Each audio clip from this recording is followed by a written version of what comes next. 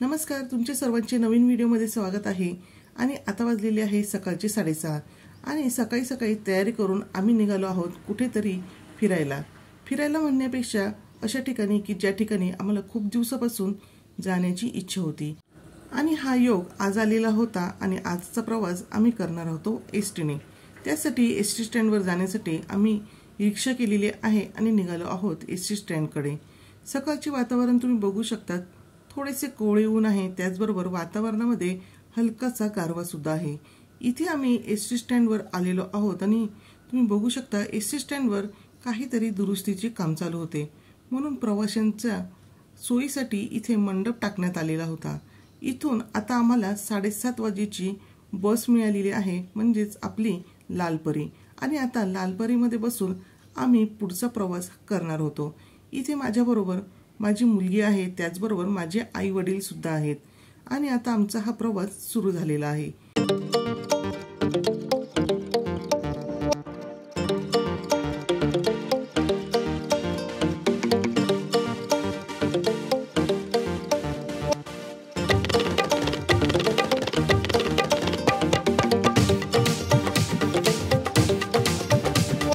आता वाजलेले आहेत सकाळचे 10:30। मी नाशिक येथून शिर्डीसाठी निघालेली होते आणि इथे तुम्ही बघू शकता इथे प्रसाद वगैरे विक्रीचे वेगवेगळे स्टॉल आपल्याला दिसत आहेत आणि अगदी समोरच तुम्हाला मंदिरात प्रवेश करण्यासाठी इथे गेट दिसणार आहे। पण तत्पूर्वी तुम्हाला इथे मोबाईल आणि चप्पल बूट वगैरे जमा करायचे आहेत।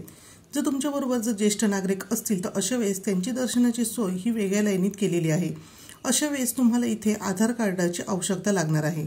तर आता मी प्रसादाच्या दुकानांमध्ये मोबाईल आणि चप्पल बूट हे जमा केलेले आहे, पण तुम्ही फ्रीमध्ये सुद्धा इथे चप्पल बूट आणि मोबाईल जमा हे करू शकतात। पण मला अजून प्रसाद विकत घ्यायचा होता, म्हणून मी त्याच दुकानामध्ये चप्पल बूट ठेवले आणि प्रसादही विकत घेतला। ज्येष्ठ नागरिक जर आपल्याबरोबर असतील तर अगदी कमी वेळेमध्ये अशा ज्येष्ठ नागरिकांचे दर्शन होत असते आणि एका ज्येष्ठ नागरिकांबरोबर एक व्यक्ती अलाउड आहे। त्यामुळे जर तुम्ही इथे शिर्डीला येणार असाल तर नक्कीच या सुविधांचा फायदा घेऊ शकतात।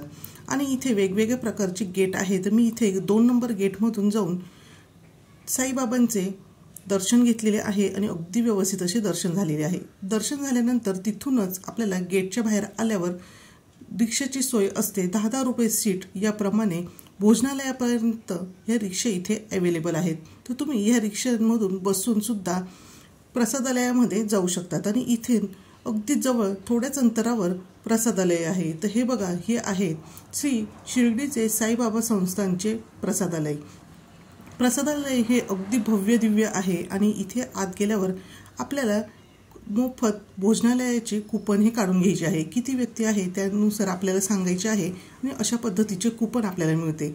आणि इथला आतल्या बाजूचा परिसर तुम्ही इथे बघू शकतात। त्यानंतर आता हे कुपन घेऊन आपल्याला इथे लाईनमध्ये उभे राहायचे आहे। आता गर्दी किती जास्त अथवा कमी प्रमाणात आहे त्यानुसार हे रॉड हे कमी जास्त केले जातात।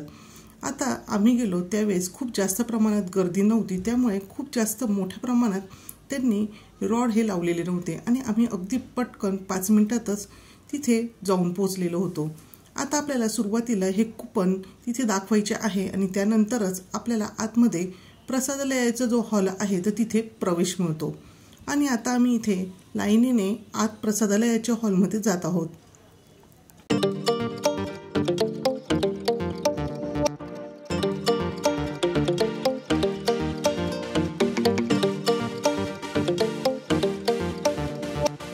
आणि हे बघा, आपण श्री साईबाबा संस्थानच्या भोजनालयाच्या आतमध्ये प्रवेश केलेला आहे आणि अगदी भव्य दिव्य असा हा हॉल आपल्याला इथे बघायला मिळतो।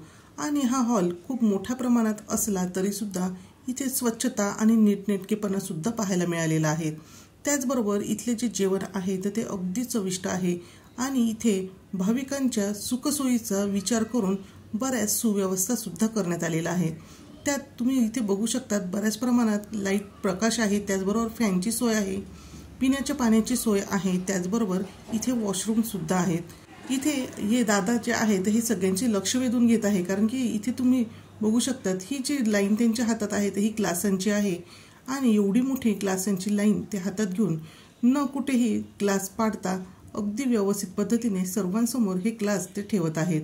आता ग्लास लावून झालेले आहेत आणि त्यानंतर आता वेळ आली आहे ती म्हणजे जेवणाची। जेवणसुद्धा मी अगोदर तुम्हाला सांगितले त्या पद्धतीने अगदी चविष्ट होते आणि ज्या दिवशी मी इथे गेले त्या दिवशी जेवणाला डाळ, भात, छोले, त्याचबरोबर डांगराची आंबट गोड तिखट भाजी, प्रसादाचा शिरा आणि त्याचबरोबर पोळ्यासुद्धा आहे आणि अशा पद्धतीने इथे हे जेवण वाढले जात आहे। आता ह्या जेवणाचा आम्ही आनंद घेतला म्हणजेच प्रसादच आम्ही इथे ग्रहण केलेला आहे आणि त्यानंतर आता आम्ही पुढे निघालो आहोत।